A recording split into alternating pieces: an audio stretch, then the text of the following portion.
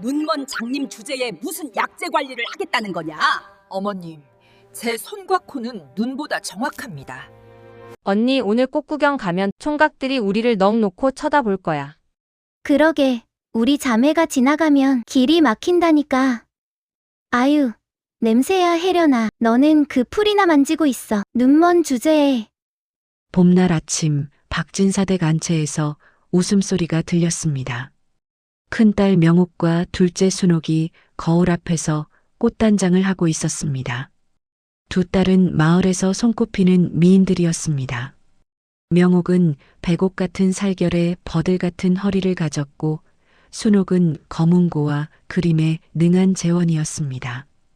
혼담이 끊이지 않아 집 대문 앞에는 중매쟁이들의 발길이 이어졌습니다. 먼 고을에서까지 혼사를 청하러 오는 이들이 많았습니다. 한편 뒷뜰에서는 셋째 혜련이 홀로 앉아 약초를 만지고 있었습니다. 혜련은 태어날 때부터 눈이 보이지 않았습니다. 하지만 다른 감각이 남달랐습니다. 귀로 바람 소리를 듣고 날씨를 알았고 코로 흙 냄새를 맡아 비가 올 것을 예측했습니다. 무엇보다 손끝이 특별했습니다. 약초를 한번 만지면 그 약재의 나이와 산지, 약효까지 알 수 있었습니다. 혜련은 인삼 뿌리를 손끝으로 쓰다듬었습니다. 뿌리의 결을 따라가며 중얼거렸습니다. 인삼이 자란 토질이 느껴졌고 몇 년산인지도 알 수 있었습니다. 이 인삼은 4년산이었습니다. 토질이 좋은 산비탈에서 자랐고 햇빛을 적당히 받아 약효가 고르게 퍼져 있었습니다. 언니들이 뒤뜰로 나와 혜련을 보고 코를 막았습니다.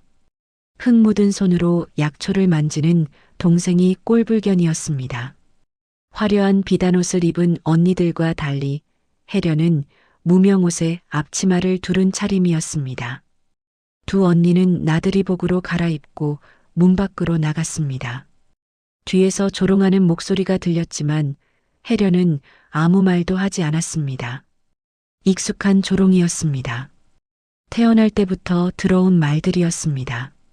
박진사가 사랑채에서 나와 뒤뜰로 왔습니다. 딸이 홀로 약초를 만지는 모습을 보며 가슴이 아팠습니다.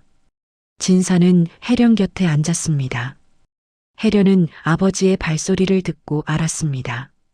아버지의 발소리는 무겁지만 따뜻했습니다. 걱정이 묻어있는 발소리였습니다. 박진사가 혜련의 어깨를 다독였습니다. 딸의 손은 약초즙으로 물들어 있었고 손톱 밑에는 흙이 끼어 있었습니다. 하지만 그 손은 정직했고 성실했습니다. 진사는 혜련에게 언니들을 따라 나들이를 가라고 권했습니다. 하지만 혜련은 고개를 저었습니다. 산의 핀 꽃은 금방 지지만 약초는 사람을 살린다고 말했습니다. 자신은 약초 냄새가 더 좋다고 했습니다. 박진사는 딸의 현명함에 감탄하면서도 걱정이 깊어졌습니다. 이 아이가 과연 시집을 갈 수 있을까? 눈이 보이지 않는 딸을 누가 며느리로 받아주겠는가? 양반집 교수가 평생 홀로 살 수는 없는 일이었습니다. 혜련은 아버지의 한숨 소리를 들었습니다. 깊고 무거운 한숨이었습니다. 자식 걱정하는 아비의 한숨이었습니다. 혜련은 아버지를 위로하고 싶었지만 어떻게 해야 할지 몰랐습니다. 그날 저녁 혜련은 홀로 약초를 분류했습니다. 손끝으로 만지며 하나씩 골라냈습니다. 당귀는 습한 곳에서 자란 것과 건조한 곳에서 자란 것을 구분했습니다. 감초는 햇빛을 많이 받은 것과 그늘에서 자란 것을 나눴습니다. 약초 하나하나가 혜련에게는 살아있는 생명이었습니다. 각각의 약초가 어디서 자랐고 어떤 환경을 견뎌냈는지 손끝으로 느껴졌습니다. 마치 약초들이 혜련에게만 속삭이는 것 같았습니다. 달빛이 뒤뜰을 비췄습니다. 혜련은 달빛을 볼 수 없었지만 밤 기운이 차가워지는 것을 느꼈습니다. 이슬이 내리기 시작했습니다.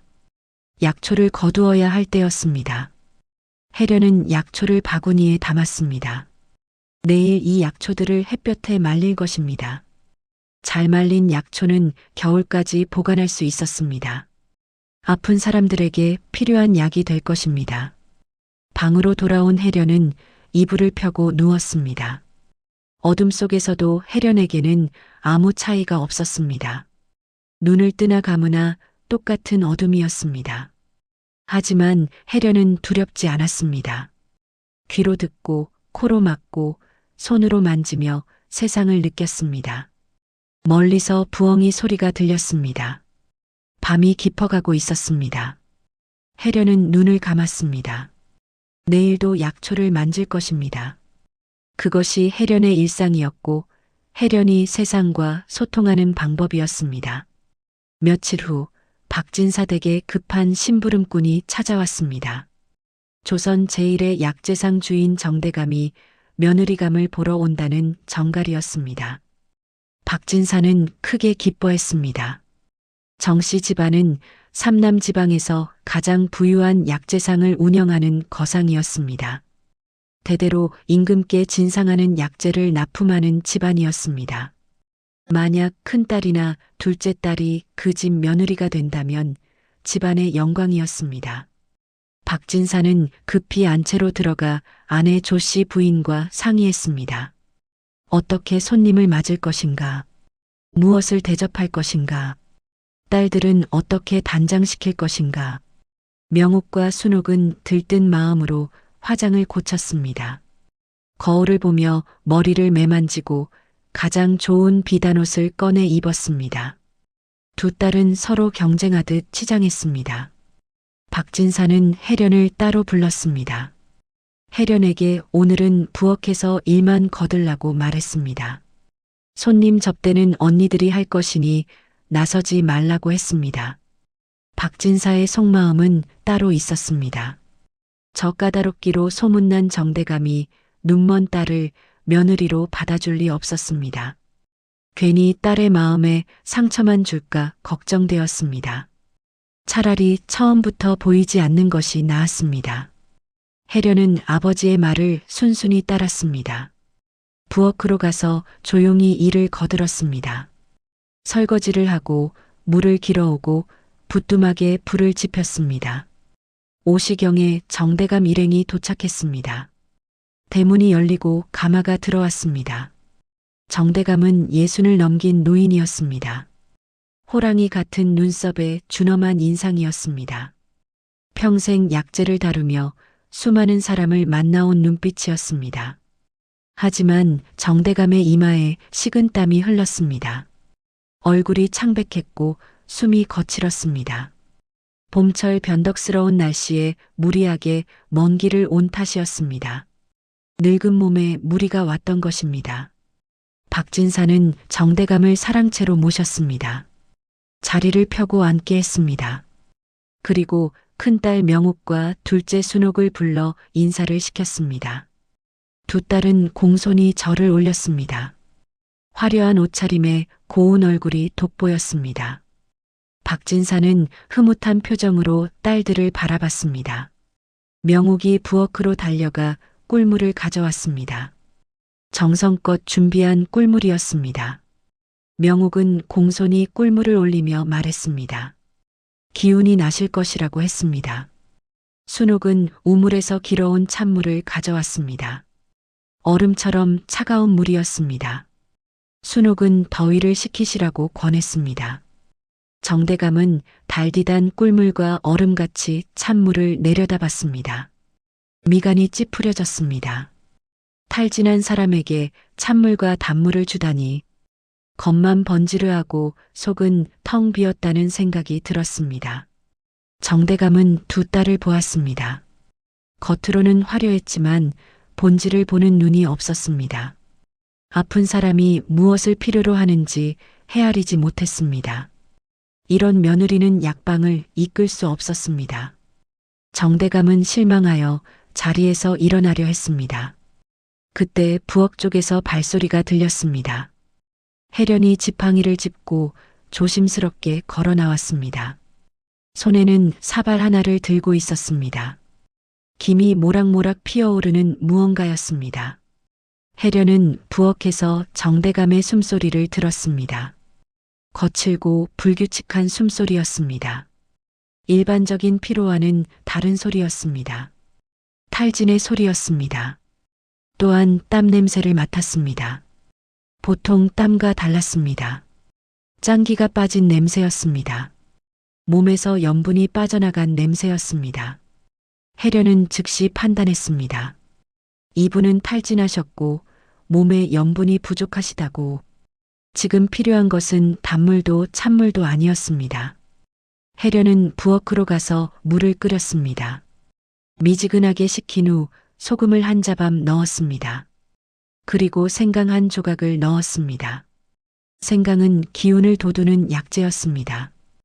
혜련은 지팡이로 길을 더듬으며 사랑채로 갔습니다.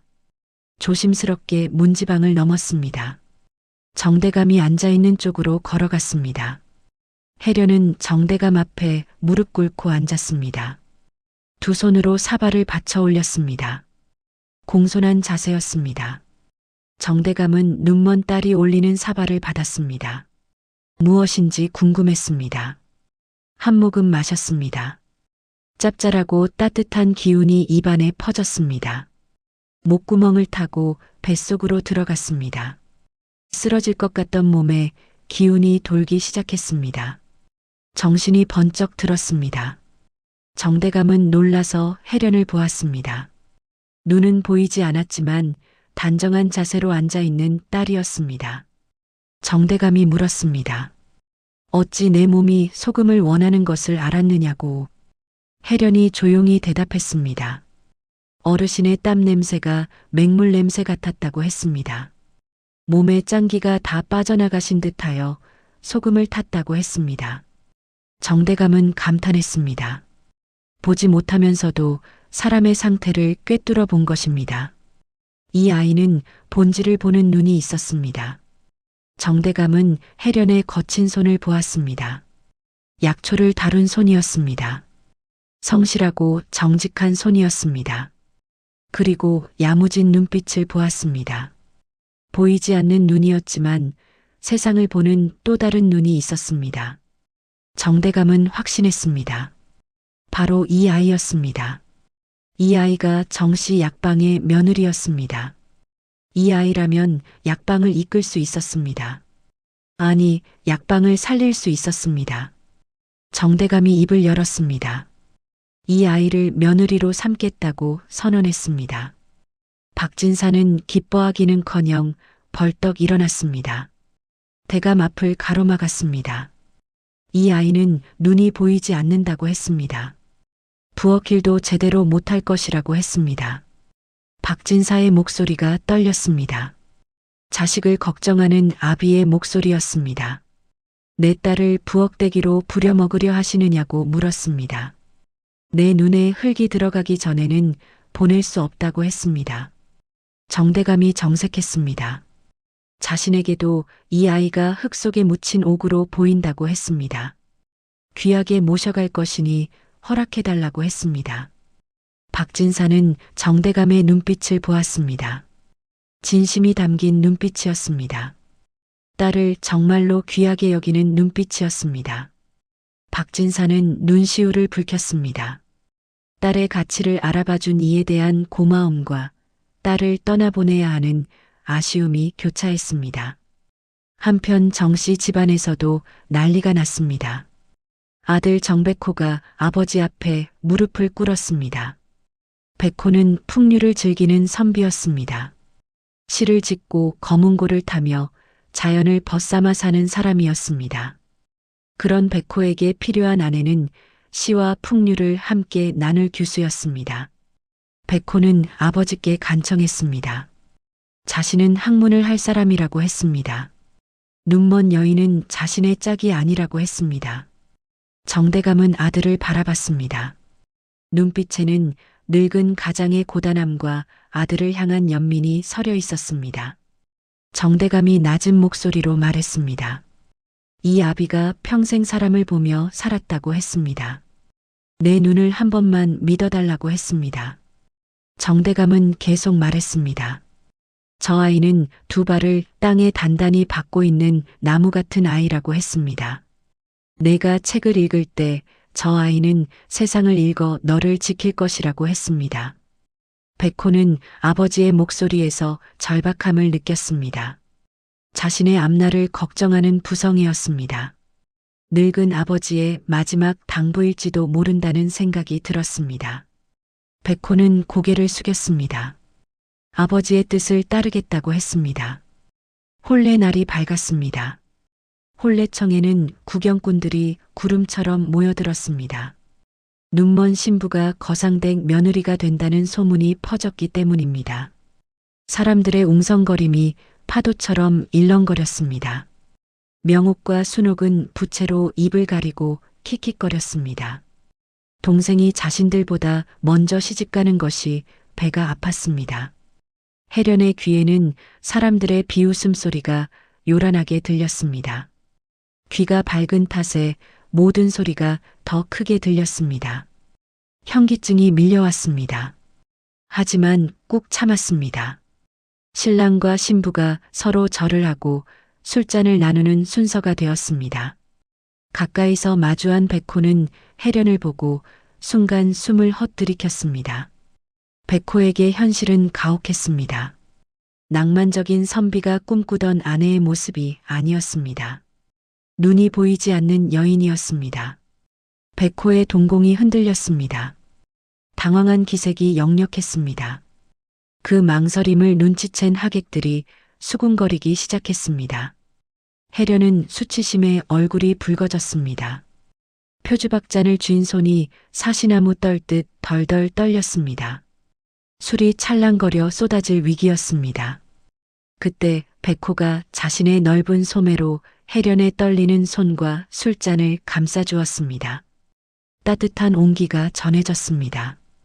백호는 비웃는 하객들을 향해 천천히 돌아봤습니다.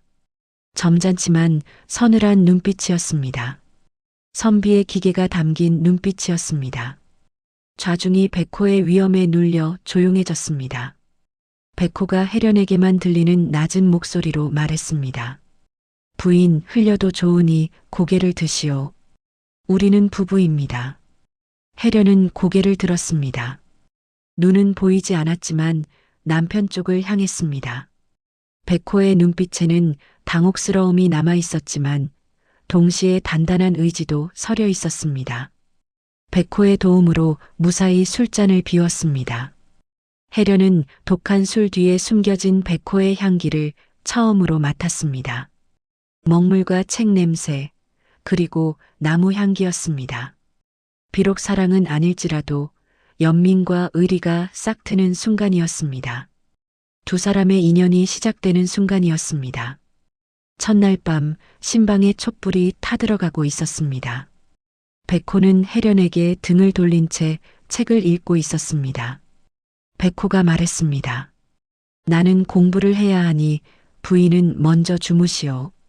백호의 독서 소리가 낭낭하지 못하고 뚝뚝 끊겼습니다. 같은 책장만 수십 번 넘기는 종이 소리가 거칠고 조급했습니다.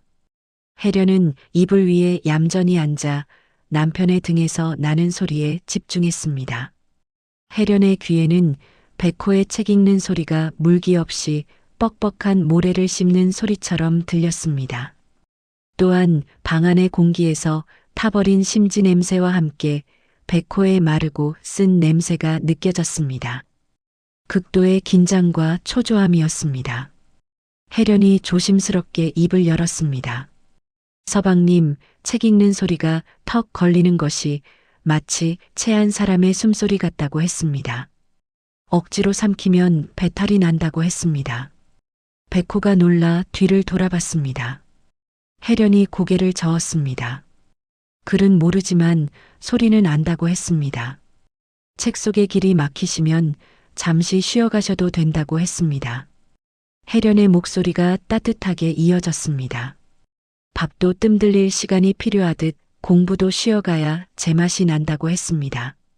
오늘은 그만 쉬시라고 했습니다. 속마음을 들킨 백호는 얼굴이 붉어졌습니다. 하지만 아내의 비유가 따뜻한 위로로 다가왔습니다. 백호는 말없이 책을 덮고 촛불을 껐습니다. 어둠 속에서 백호의 작은 목소리가 들렸습니다. 고맙소. 부부의 첫 교감이 시작된 밤이었습니다. 사흘이 지난 아침, 시어머니 한씨 부인이 혜련을 불렀습니다. 한씨 부인은 평생 남편 정대감의 그늘에 눌려 살아온 여인이었습니다. 아들만큼은 최고로 키우고 싶어하는 욕심 많은 어머니였습니다. 남편이 며느리를 감싸고 도니 한씨 부인의 심사가 뒤틀렸습니다. 며느리의 길을 죽이겠다며 곡간 열쇠를 주지 않았습니다. 한씨 부인은 쉰 김치와 묵은 나물 찌꺼기만 부엌에 던져주었습니다. 이것으로 밥상을 차리라고 했습니다. 재료 탓하면 쫓아낼 줄 알라고 했습니다. 혜련은 묵은 나물을 손으로 만졌습니다. 시큼한 냄새가 났습니다. 하지만 당황하지 않았습니다. 혜련은 쌀뜨물로 군내를 잡았습니다. 들기름을 넉넉히 두르고 지져냈습니다. 묵은 나물이 고소한 볶음이 되었습니다. 특히 혜련은 평소 시어머니의 숨소리를 들어왔습니다. 위장이 약하다는 것을 알았습니다. 소화를 돕는 물을 갈아 넣은 맑은 국을 정성껏 끓였습니다. 밥상이 들어오자 백호가 숟가락을 놓았습니다. 선비가 배만 채워 무엇 하겠느냐고 했습니다. 자신의 처지를 비관하는 투정이었습니다. 과거의 낙방한 뒤로 백호는 자괴감에 빠져 있었습니다. 공부는 했지만 벼슬길에 오르지 못한 자신이 한심했습니다. 그때 혜련이 조용히 그러나 단호하게 말했습니다. 서방님, 이 나물의 비명소리가 들리지 않으십니까? 혜련의 목소리가 또렷하게 이어졌습니다.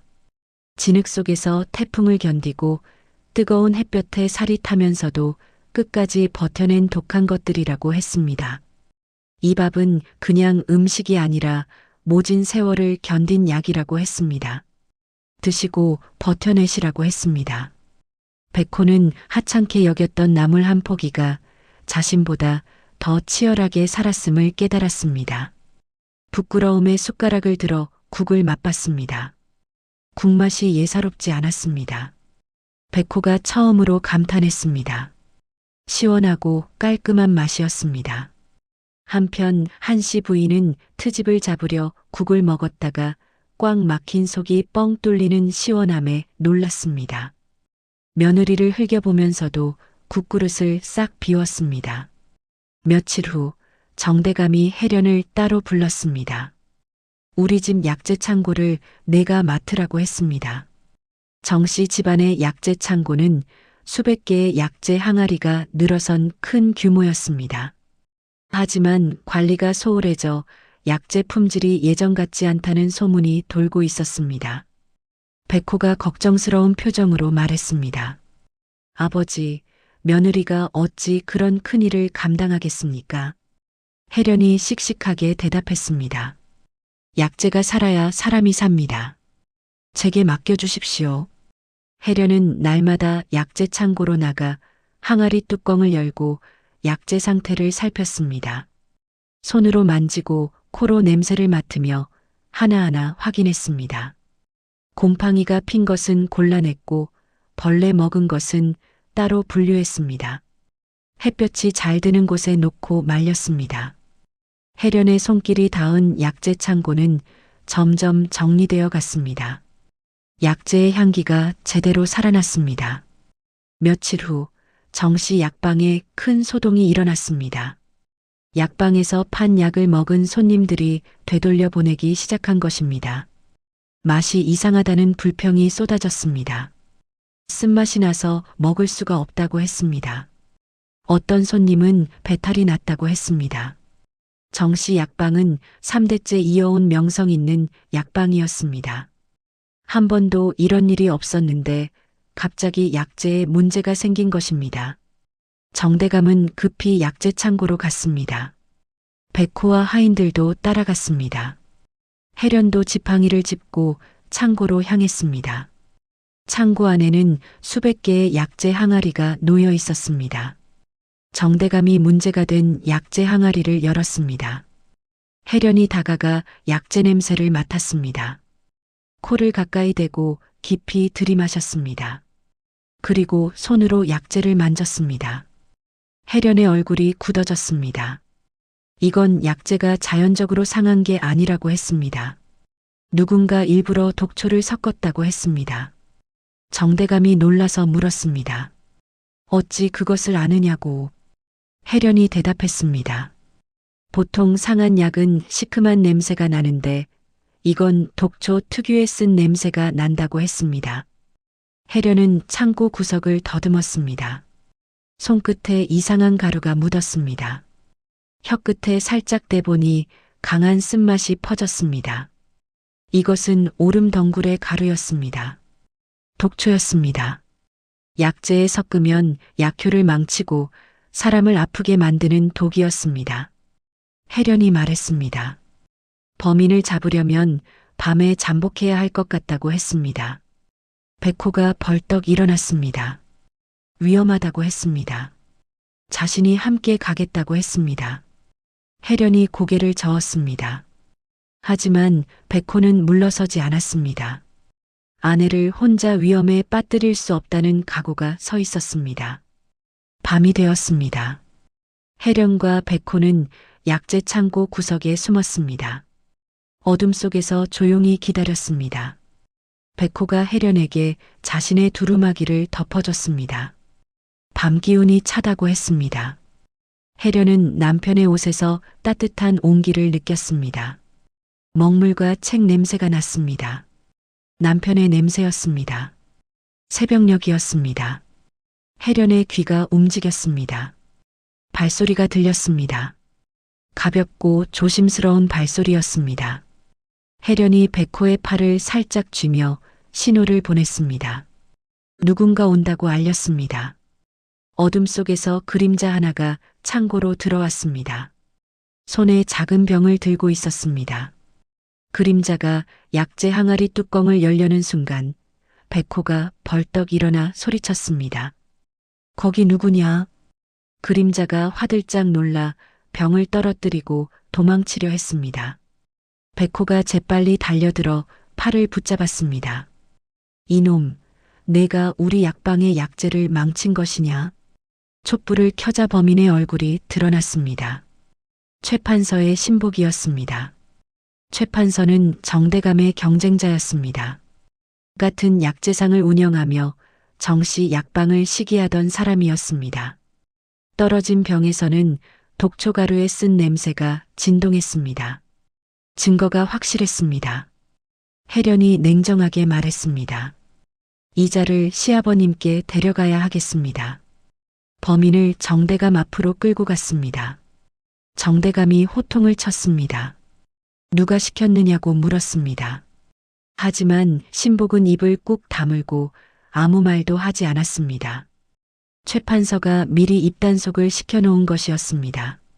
결국 정대감은 신복만 관아에 넘길 수밖에 없었습니다. 최판서는 꼬리 자르기로 빠져나갔습니다. 정대감이 혜련에게 고마움을 표했습니다. 내가 아니었으면 우리 약방이 큰 손해를 봤을 것이라고 했습니다. 백호는 아내를 바라보며 경외로움을 느꼈습니다. 밤새 잠도 안 자고 범인을 잡아낸 아내의 담대함이 놀라웠습니다.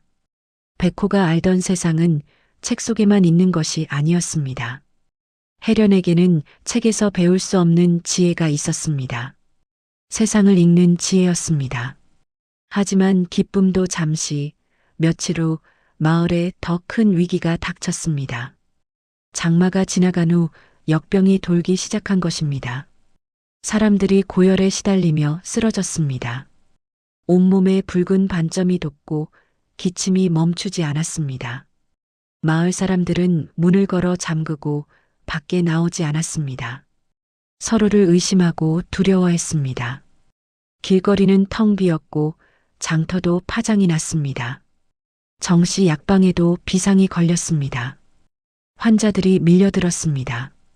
약을 구하러 오는 사람들로 대문 앞이 북새통을 이뤘습니다.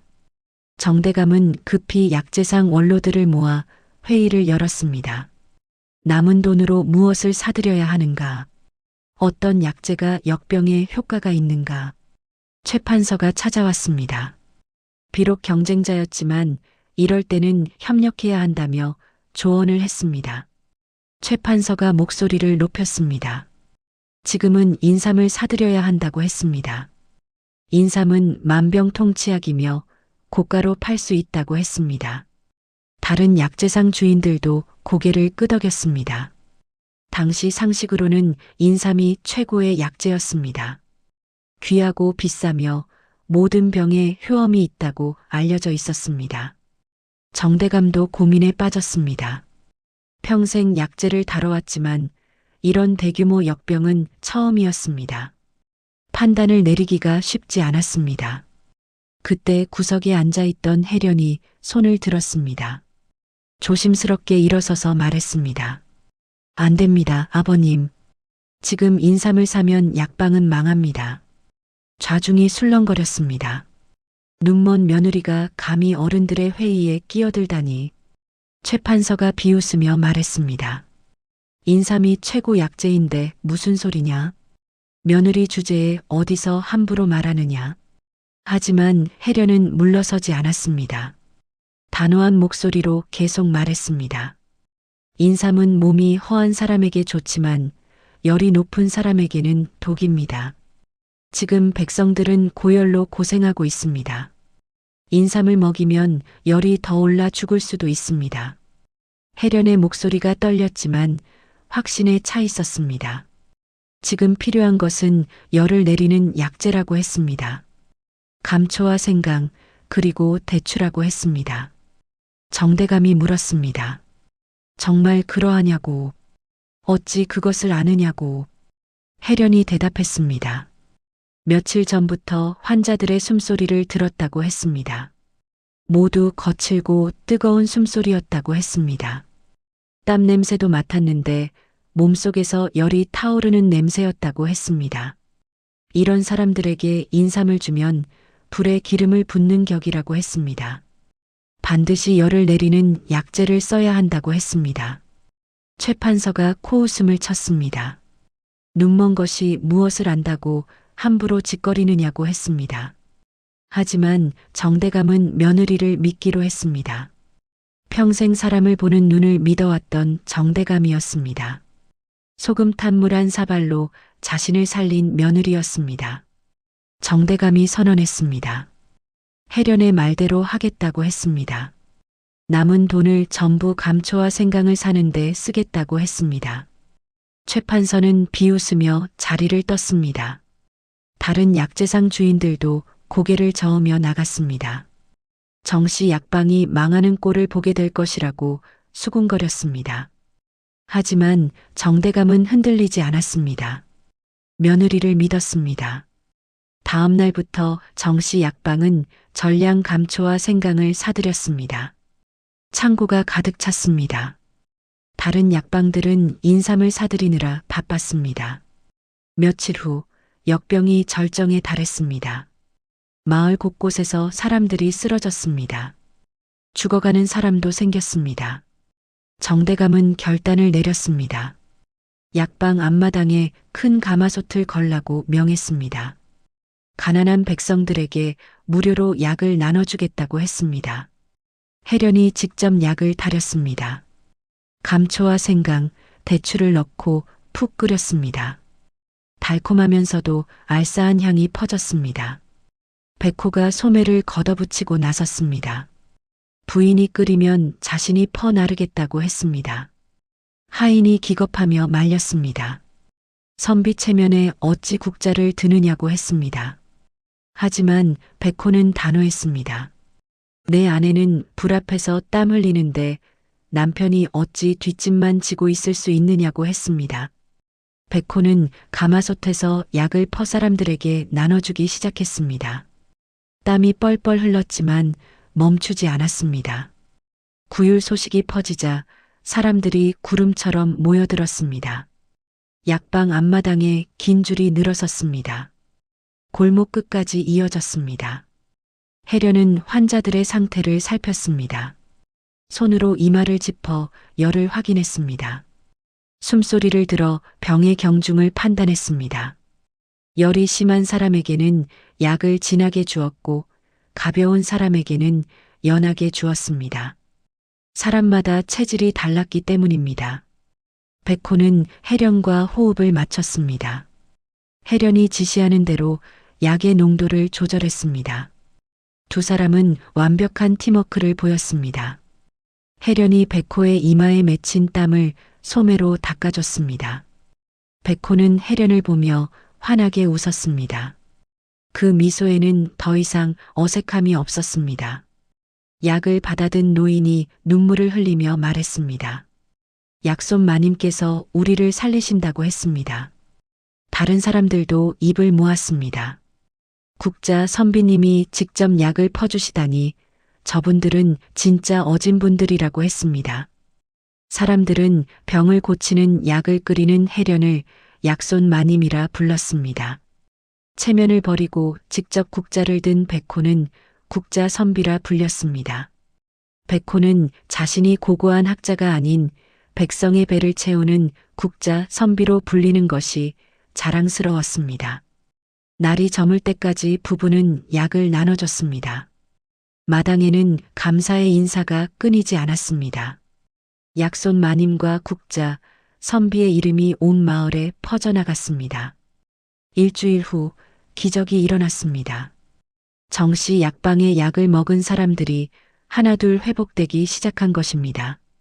고열이 떨어지고 기침이 멈췄습니다. 붉은 반점도 사라졌습니다. 사람들은 정시 약방을 생명의 은인이라 불렀습니다. 반면 다른 약방에서 인삼을 먹은 사람들은 오히려 병이 악화됐습니다. 열이 더 올라 정신을 잃는 사람도 생겼습니다. 사람들이 깨달았습니다.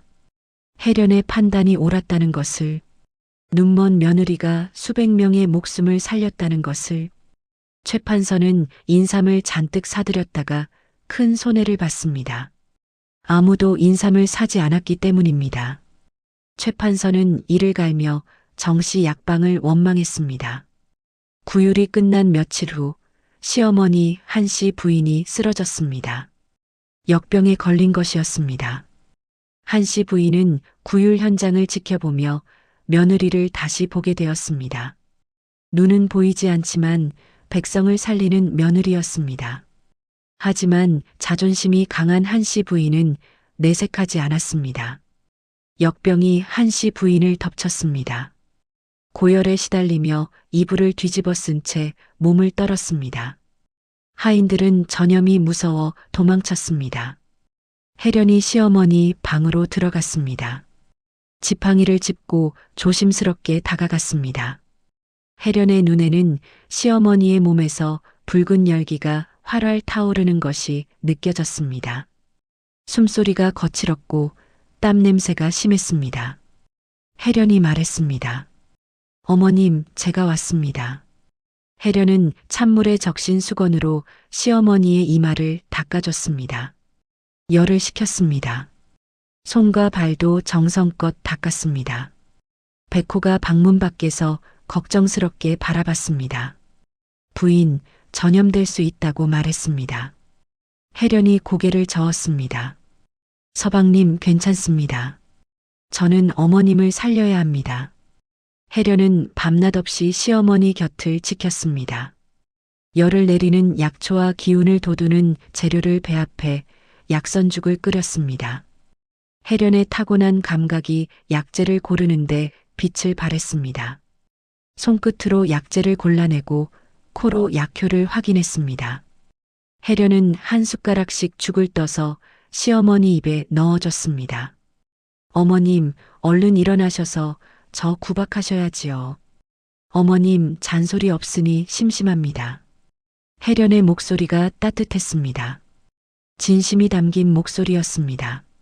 사흘밤을 꼬박 세운 끝에 한씨 부인이 눈을 떴습니다. 흐릿한 시야 속에 자신을 닦아주는 며느리의 얼굴이 보였습니다. 한씨 부인은 며느리를 보며 눈물을 흘렸습니다. 그 순간 며느리가 관세음보살처럼 보였습니다.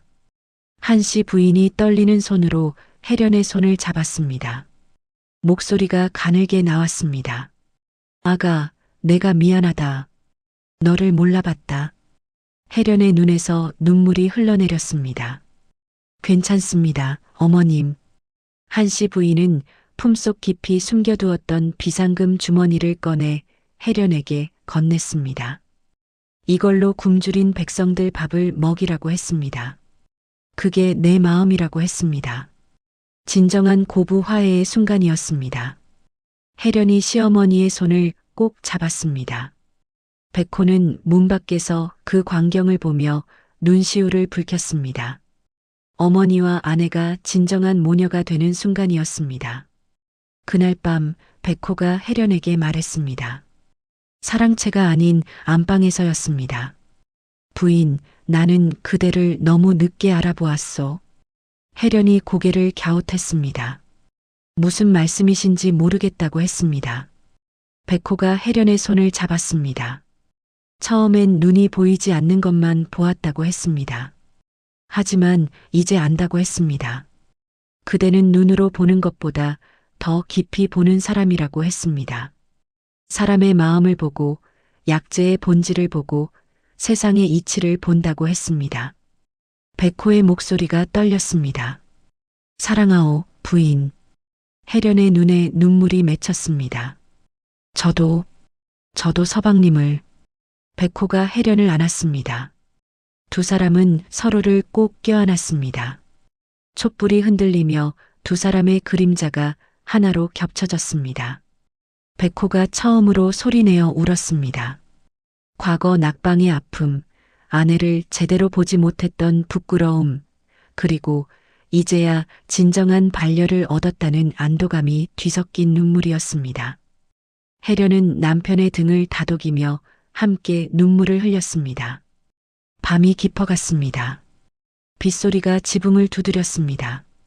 두 사람의 그림자는 창문에 하나로 어우러졌습니다. 달빛이 방 안을 은은하게 비쳤습니다. 두 사람은 비로소 진정한 부부가 되었습니다. 마음과 마음이 하나로 이어진 부부였습니다. 역병이 끝나고 마을에 평화가 찾아왔습니다. 정씨 약방의 명성은 더욱 높아졌습니다. 사람들은 약손 마님과 국자, 선비를 칭송했습니다. 하지만 얼마 지나지 않아 또다시 위기가 찾아왔습니다. 관아에서 정씨 약방을 조사한다는 소식이 들려온 것입니다. 최 판서가 관아에 고발장을 넣었습니다. 정씨 약방이 가짜 약을 팔고 장부를 조작해 세금을 빼돌렸다는 내용이었습니다. 증거로 장부까지 제출했습니다. 정씨 약방의 것이라며 내민 장부에는 온갖 불법 거래 내역이 적혀 있었습니다. 광군들이 정씨 약방으로 들이닥쳤습니다. 약방 문을 닫고 장부를 모두 압수했습니다. 정대감과 백호는 관아로 끌려갔습니다. 집안이 아수라장이 되었습니다. 하인들은 우왕좌왕했고 한씨 부인은 기절할 듯 했습니다. 그때 혜련의 언니 명옥과 순옥이 급히 찾아왔습니다. 역병 때 정씨 약방의 구유를 보고 감동받아 가끔 약방을 도우러 오곤 했던 두 언니였습니다. 명옥이 숨을 헐떡이며 말했습니다. 혜련아, 큰일 났어. 아까 최판서 신복이 뒷문으로 몰래 들어와 장부를 바꿔치기 하는 걸 봤어. 순옥이 고개를 끄덕였습니다. 그자에게서 비싼 사양 냄새가 났다고 했습니다. 그리고 들고 있던 종이가 최고급 당지였다고 했습니다. 그 비싼 종이는 정씨 약방에서 쓰는 게 아니라고 했습니다. 우리가 옛날 비단 장사할 때 귀한 물건은 귀신같이 알아봤다고 했습니다. 혜련의 눈빛이 날카로워졌습니다. 언니들 확실하냐고 물었습니다. 확실하다고 했습니다. 두 언니는 화려한 물건을 다루던 사람들이었습니다. 좋은 종이와 나쁜 종이를 구분할 줄 알았습니다. 혜련은 즉시 관아로 달려갔습니다. 지팡이를 짚고 급히 걸었습니다. 넘어질 뻔했지만 일어서서 또 걸었습니다. 관아에 도착했을 때 사또가 장부를 펼쳐놓고 신문하고 있었습니다. 사또가 정대감에게 물었습니다. 이것이 너희 약방의 장부냐고. 정대감은 억울했지만 어찌할 도리가 없었습니다. 장부는 분명 정씨 약방 것처럼 보였습니다.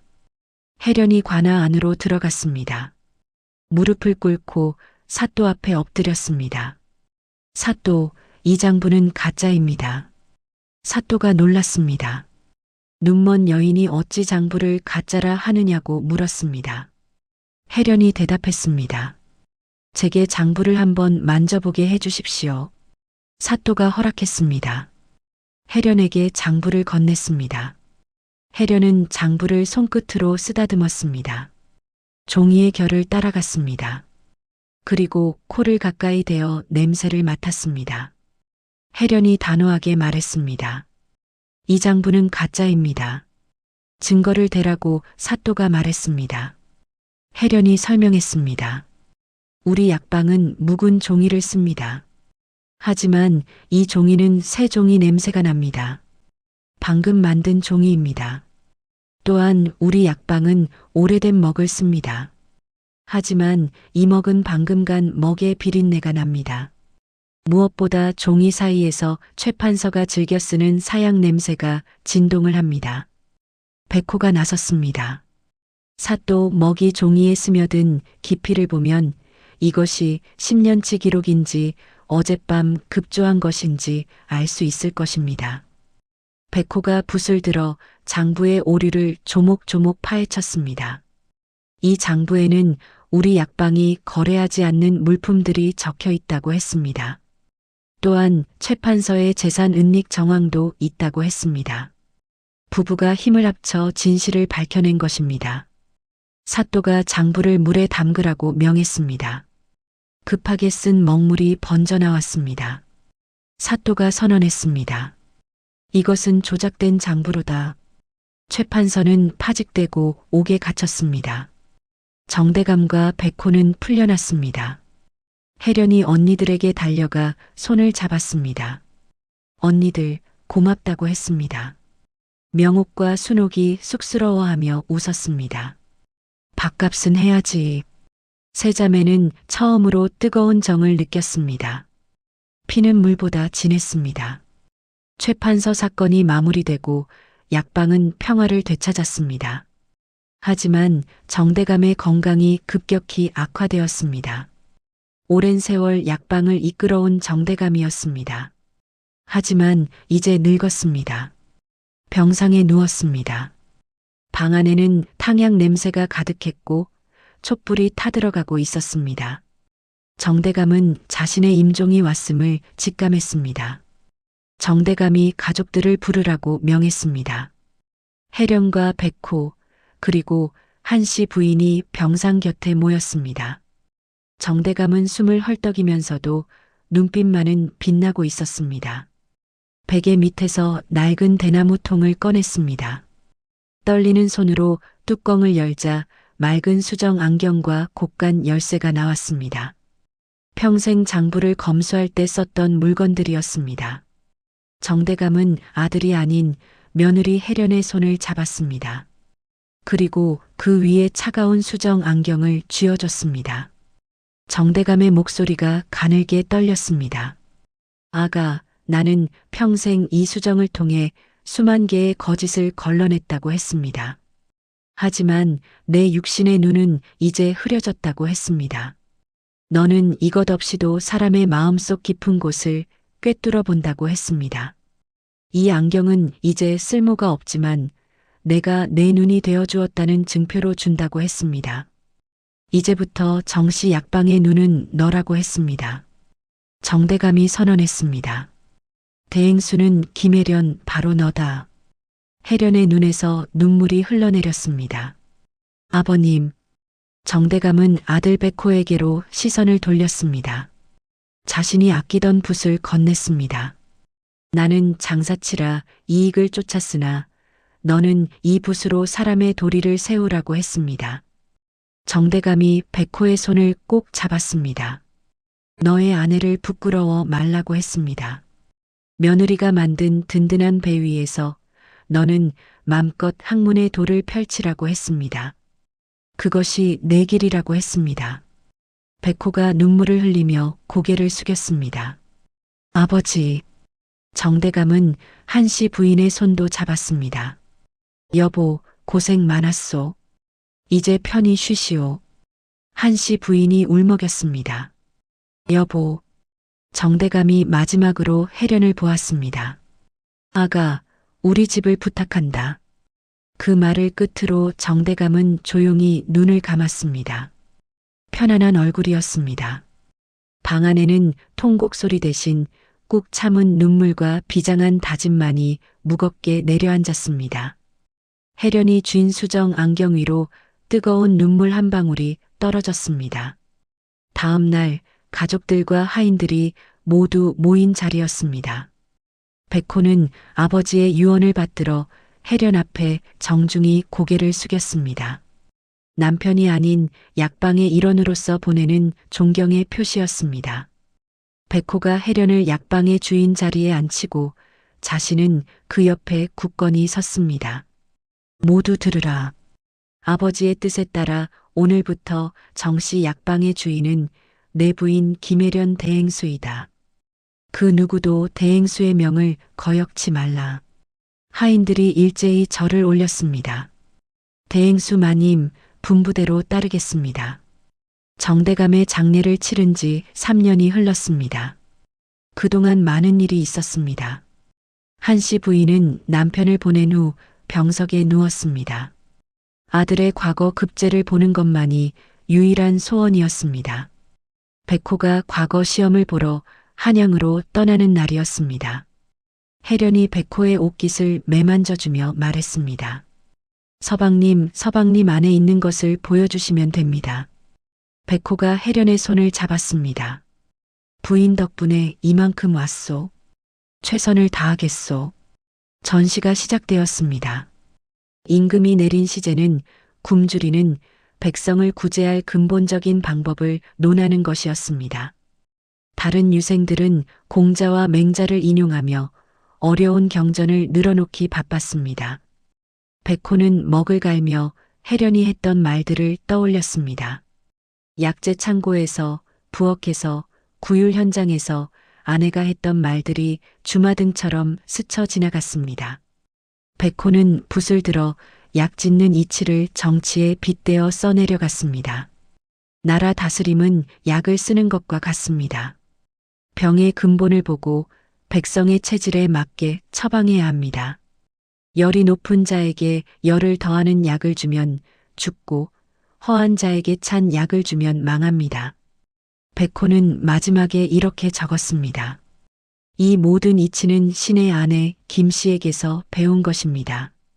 임금이 답안을 읽고 감탄했습니다.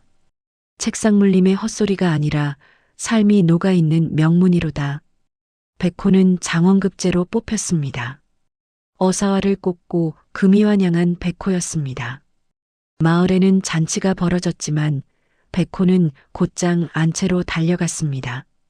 한씨 부인이 병상에서 희미하게 웃고 있었습니다. 백호가 어머니와 혜련 앞에 큰 절을 올렸습니다. 어머니, 해냈습니다. 한씨 부인이 떨리는 손으로 아들의 어사화를 만졌습니다. 백호가 혜련을 바라보며 말했습니다. 부인, 이 어사화는 내 것이 아니라 당신의 지혜가 피운 꽃이요. 한씨 부인이 며느리의 손을 꼭 잡았습니다. 고맙다, 고맙다. 그 말을 남기고 한씨 부인은 편안히 눈을 감았습니다. 장례를 치르고 슬픔을 이겨낸 후 삶은 다시 흘러갔습니다. 정씨 약방은 혜련의 지휘 아래 조선 제1의 약방으로 우뚝 섰습니다. 백호는 조정에서 백성을 위한 정치를 펼치며 승승장구했습니다. 무엇보다 백호와 혜련의 사랑이 깊어져 결실을 맺었습니다. 백호를 닮아 학문을 좋아하는 듬직한 첫째 아들과 혜련을 닮아 셈이 빠르고 야무진 둘째 딸이 연이어 태어났습니다. 백호가 퇴거하여 돌아오면 아들은 글 읽는 소리로, 딸은 주판 소리로 아버지를 맞이했습니다. 혜련과 백호가 두 아이를 품에 안고 행복하게 웃었습니다. 정씨 약방의 마당에는 웃음소리가 가득했습니다. 수십 년이 흘렀습니다. 늦가을 햇살이 따스한 정씨 약방의 안채였습니다. 마당에는 손자 손녀들이 뛰어노는 웃음소리가 가득했습니다. 백발이 성성한 백호와 혜련이 마루에 나란히 앉아 있었습니다. 두 사람의 장성한 자녀가 부모님께 문안 인사를 올리러 왔습니다. 큰아들은 40을 넘겼습니다. 백호를 닮아 대쪽 같은 성품의 관료가 되어 백성을 위한 정치를 펼치며 칭송이 자자했습니다. 둘째 딸은 30을 넘겼습니다. 혜련을 닮아 셈이 빠르고 배포가 큰 약방의 대행수가 되어 어머니의 뒤를 이어 정씨 약방을 이끌고 있었습니다. 백호가 자식들을 흐뭇하게 보며 말했습니다. 하나는 나라의 기둥이 되었고 하나는 집안의 대들보가 되었으니 부인과 내 가진 농사 중에 가장 큰 풍년이구려. 자식들이 물러가고 백호는 혜련을 위해 직접 찬빗으로 머리를 빗겨주고 동백 기름을 발라주었습니다. 혜련이 쑥스럽게 말했습니다.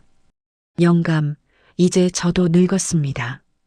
백호가 빗질을 멈추고 혜련의 손을 잡아 자신의 뺨에 갖다 댔습니다. 임자, 그게 무슨 섭섭한 소리요. 내 눈에는 그대가 여전히 세상에서 가장 아름다운 사람이요.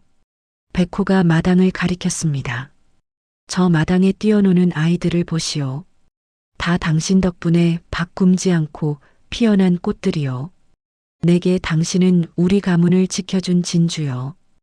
혜련이 미소 지었습니다. 눈은 보이지 않았지만 그 미소는 누구보다 밝았습니다. 백호가 혜련의 어깨를 감싸 안았습니다. 두 노부부의 모습이 따스한 햇살 속에 평화로워 보였습니다. 마당에서는 손자들이 뛰어놀고 든든하게 서 있는 아들과 딸이 보였습니다. 평화로운 정씨 약방의 정경이 한 폭의 그림 같았습니다. 혜련이 백호에게 말했습니다. 서방님, 저도 서방님을 만나 행복했습니다. 백호가 대답했습니다. 내 평생 가장 잘한 일이 무엇인지 아시오? 당신을 아내로 맞은 것이오. 햇살이 두 노부부를 비췄습니다. 마당에서는 아이들의 웃음소리가 들렸습니다. 꽃은 화려하나 철을 넘기지 못하고 약재는 투박하나 100년을 이어갑니다. 겉모습은 세월에 바래지지만 고운 마음이 지은 농사는 영원히 남는 법입니다. 진정한 아름다움은 겉이 아니라 속에 있다는 것을 혜련과 백호의 삶이 증명해 보인 것입니다.